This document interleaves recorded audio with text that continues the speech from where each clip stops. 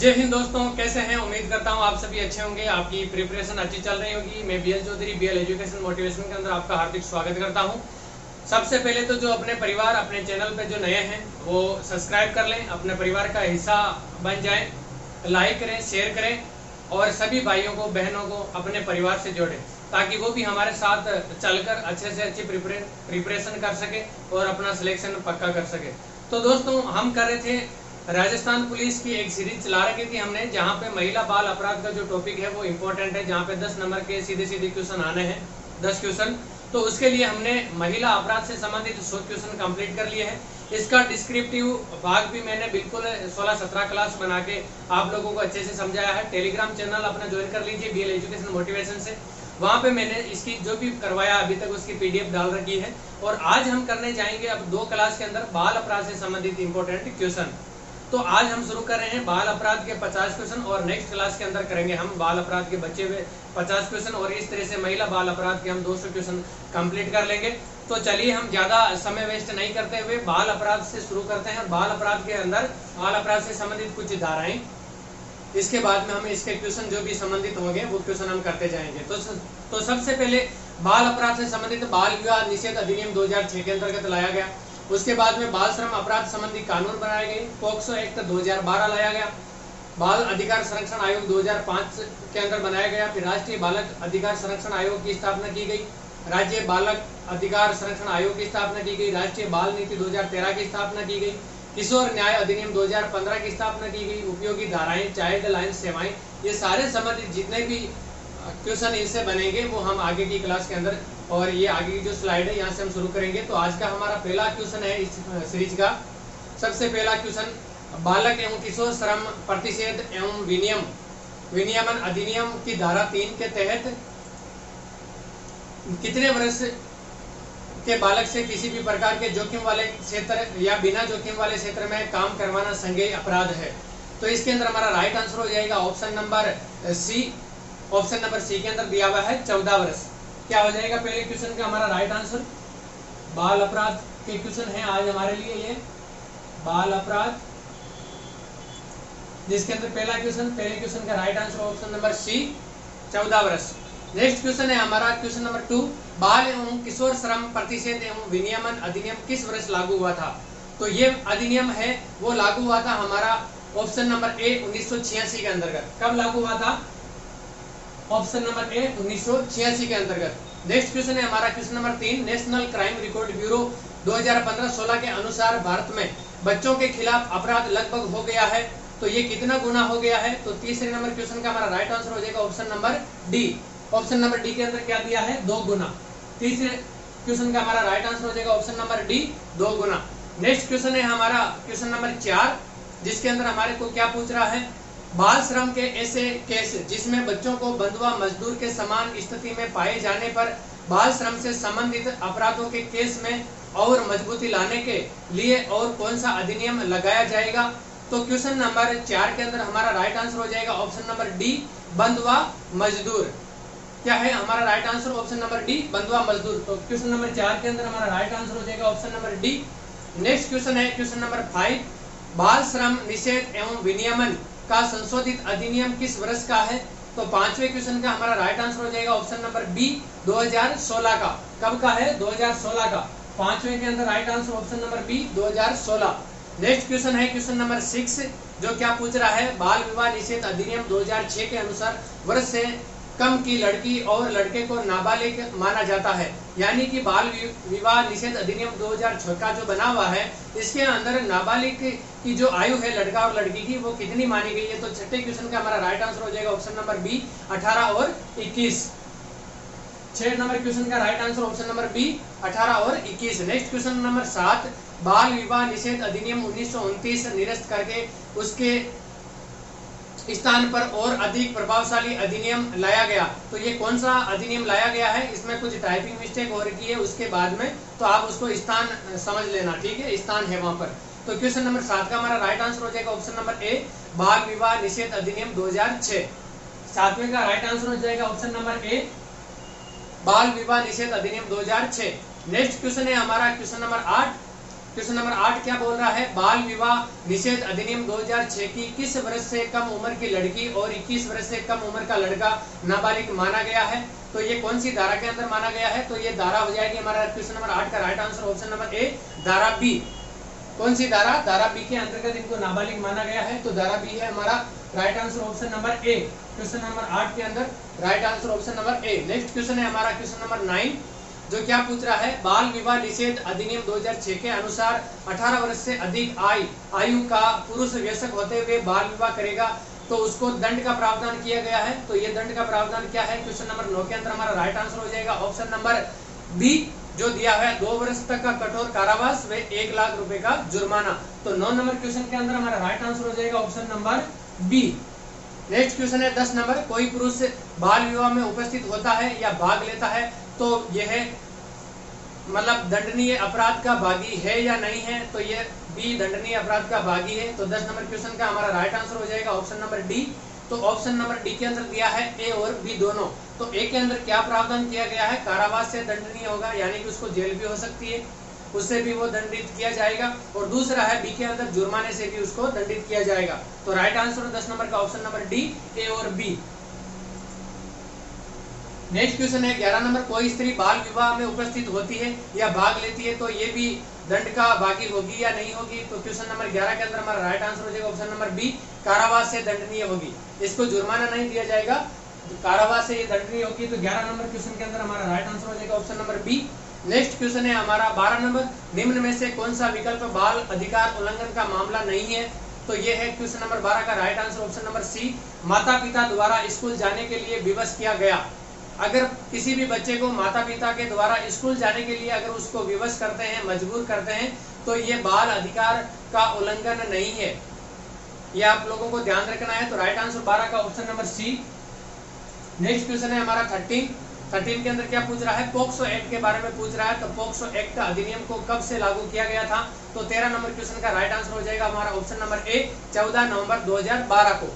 कब किया गया था? 14 नवंबर 2012 को। Right answer option number A. Next question 14 के अंदर क्या है, पोक्सो एक्ट की परिभाषा के अनुसार कितने वर्ष से कम आयु का व्यक्ति नाबालिग है? पोक्सो एक्ट के अंदर जो नाबालिग की आयु दी गई है तो वो कितने वर्ष दी गई है? तो 14 का राइट आंसर हो जाएगा ऑप्शन नंबर सी, 18 वर्ष से कम। 14 के अंदर राइट आंसर हो जाएगा ऑप्शन नंबर सी, 18 वर्ष से कम। नेक्स्ट क्वेश्चन 15 नंबर, महिलाओं के प्रति बढ़ते अपराध को देखते हुए पोक्सो एक्ट में बदलाव करने हेतु सरकार द्वारा रखे गए प्रस्तावों को कैबिनेट से किस वर्ष मंजूरी मिली थी? तो ये 15 नंबर का हमारा राइट आंसर हो जाएगा ऑप्शन नंबर ए, अप्रैल 2018 के अंदर। कब मिली थी? अप्रैल 2018। 15 क्वेश्चन का right answer option number A.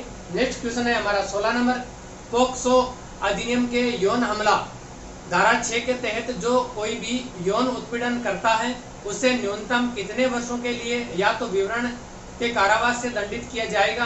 तो 16 नंबर का हमारा राइट आंसर हो जाएगा ऑप्शन नंबर डी, 10 वर्ष के लिए। कितना? 10 वर्ष के लिए।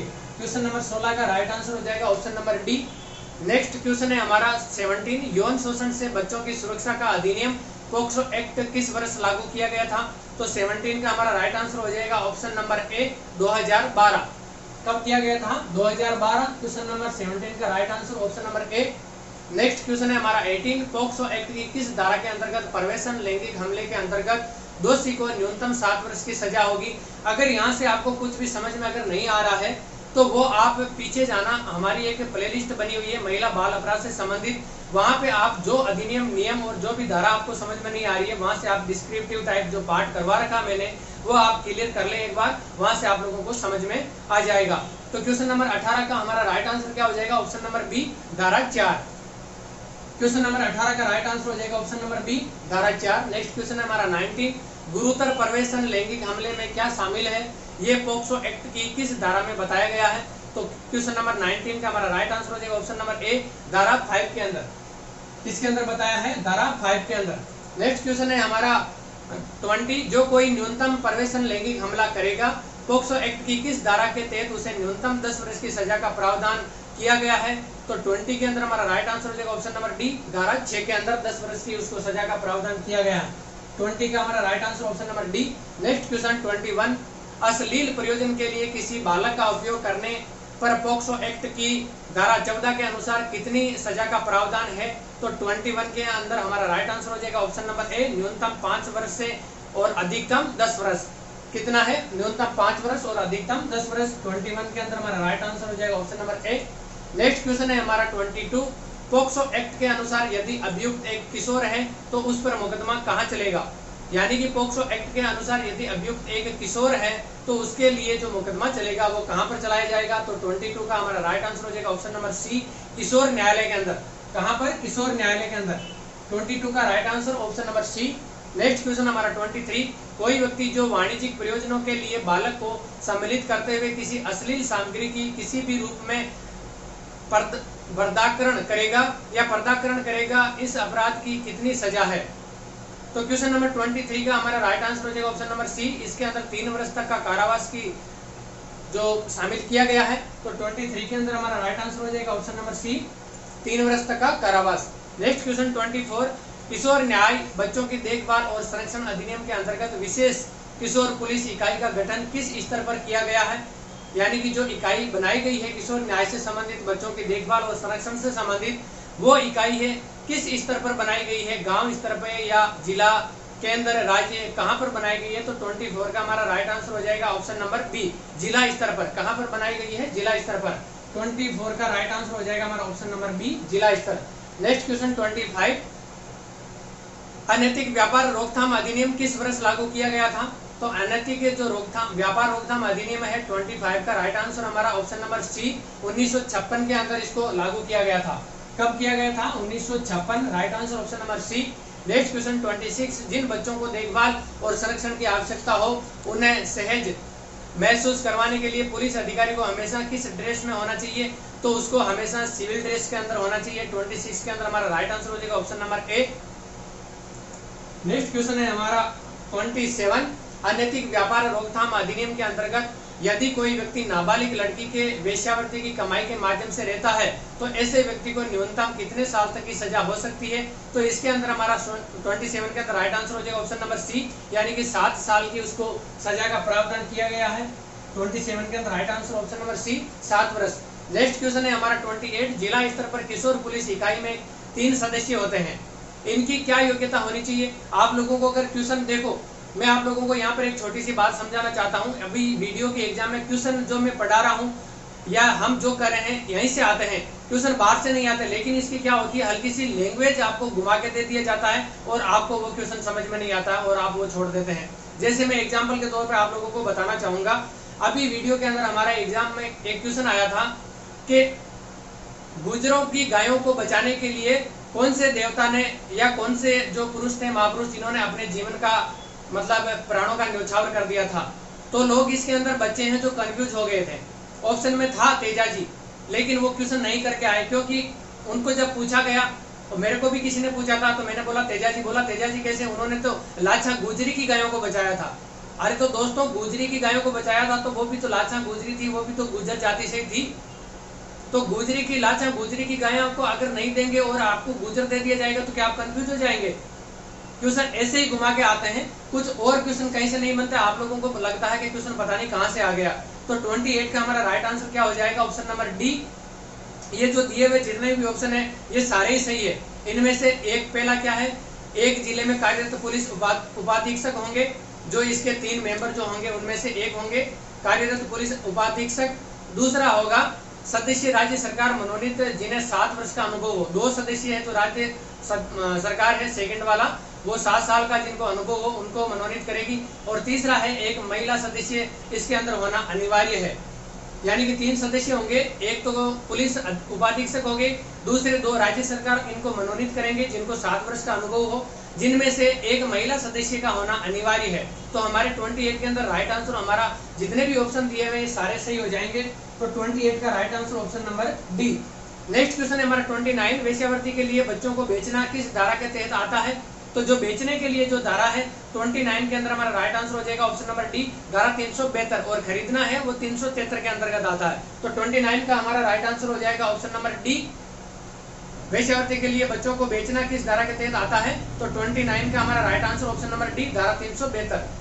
और इसके अंदर ये क्या है, बेचने के लिए है। अगर खरीदने के लिए पूछा जाता है तो 373 आएगी। 29 का हमारा राइट आंसर हो जाएगा option number D 372। Next question है हमारा 30, निम्नलिखित में से किस धारा के अंतर्गत विदेश से लड़की को आयात करने के लिए सजा दी जा सकेगी। यानी कि अगर कोई भी वेश्यावृत्ति के लिए या बेचने के लिए, खरीदने के लिए अगर कोई विदेशी लड़की का अगर प्रयोग करता है या विदेशी लड़की को आयात करते हैं तो उसके लिए कौन से धारा के तहत सजा का प्रावधान किया गया है। तो 30 नंबर के हमारा राइट आंसर हो जाएगा ऑप्शन नंबर डी। यहाँ पे देखो मैं आप लोगों को फिर बता रहा हूँ, जो ऑप्शन लिखे हैं इनमें से थोड़ा गलत टाइप हो गया है। जो ऑप्शन नंबर डी है इसको भी ऑप्शन नंबर ए लिख दिया है, लेकिन मैं आप लोगों को यहाँ पे बता देता हूँ धारा 366 खे इसके अंतर्गत राइट आंसर हो जाएगा। तो हमारा 30 का राइट आंसर हो जाएगा option number D. Option number D है 366 खे। नेक्स्ट क्वेश्चन है हमारा 31, किशोर न्याय बच्चों की देखभाल और संरक्षण अधिनियम किस वर्ष लागू किया गया था। तो 31 के अंदर हमारा राइट आंसर हो जाएगा ऑप्शन नंबर ए 2015 के अंतर्गत। कब किया था, 2015। 31 के अंदर right answer option number A. Next question है हमारा 32, कोई व्यक्ति जो वाणिज्यिक यानी कि व्यवसाय के लिए या व्यवसाय से संबंधित प्रयोजनों के लिए बालक सम्मिलित करते हुए अश्लील सामग्री का किसी भी रूप में संग्रहण करता है, जिस उसके लिए दंड का प्रावधान क्या किया गया है। तो 32 के अंदर हमारा राइट आंसर हो जाएगा ऑप्शन नंबर सी 3 वर्ष तक का कारावास और जुर्माने का प्रावधान इसके अंदर किया गया है। तो 32 के अंदर हमारा राइट आंसर हो जाएगा option number C. Next question है 33, मानव तस्करी रोकथाम सुरक्षा व पुनरावास बिल के तहत जिला स्तर पर राज्य सरकार द्वारा निम्नलिखित में से किस अधिकारी की नियुक्ति की जाएगी। तो 33 के अंदर हमारा राइट आंसर हो जाएगा option number A anti trafficking police अधिकारी की। किसकी की जाएगी, एंटी ट्रैफिकिंग पुलिस अधिकारी, जो हमारा 33 के अंदर right answer option number A. Next question है 34 के अंदर क्या पूछा है, पॉक्सो एक्ट की धारा 37 के अनुसार कार्यवाही की जाएगी। यानी कि पॉक्सो एक्ट के अंदर अगर कोई भी मामला आता है जो धारा 37 यानी कि 37 के अंतर्गत हो तो इसकी जो कार्रवाई है वो कहाँ पे की जाएगी। तो इसकी कार्रवाई बंद कमरे के अंदर की जाएगी, यानी कि खुले के अंदर इसके अंदर कोई भी कार्रवाई या पूछताछ नहीं की जाएगी। तो 34 के अंदर हमारा राइट आंसर हो जाएगा ऑप्शन नंबर डी बंद कमरे में।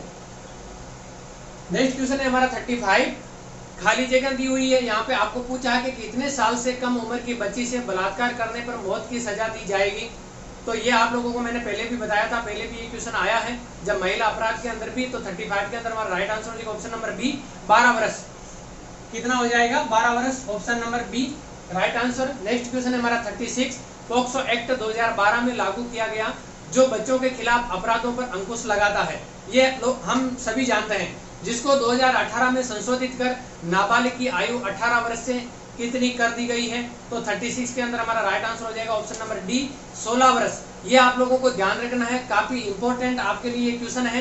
आपको ऐसा पूछा जाएगा क्योंकि इसके अंदर बहुत सारे अभ्यर्थी, बहुत सारे दोस्त ऐसे हैं जिनको पॉक्सो एक्ट 2012 आते ही उनके दिमाग में सीधा क्लिक होगा कि नाबालिग की आयु 18 वर्ष। लेकिन 2018 के अंतर्गत इसके अंदर संशोधन किया गया और संशोधन उपरांत इसके अंदर जो आयु है नाबालिग की वो 16 वर्ष कर दी गई। तो 36 के अंदर हमारा राइट आंसर हो जाएगा ऑप्शन नंबर डी 16, कितना, 16 वर्ष। नेक्स्ट क्वेश्चन 37, पॉक्सो एक्ट की किस धारा में बालक की जनेंद्रियों का प्रदर्शन, बालक का अशोभनीय अश्लीलता पूर्वक प्रदर्शन करना, बालक का प्रयोजन के लिए उपयोग करना अपराध होगा।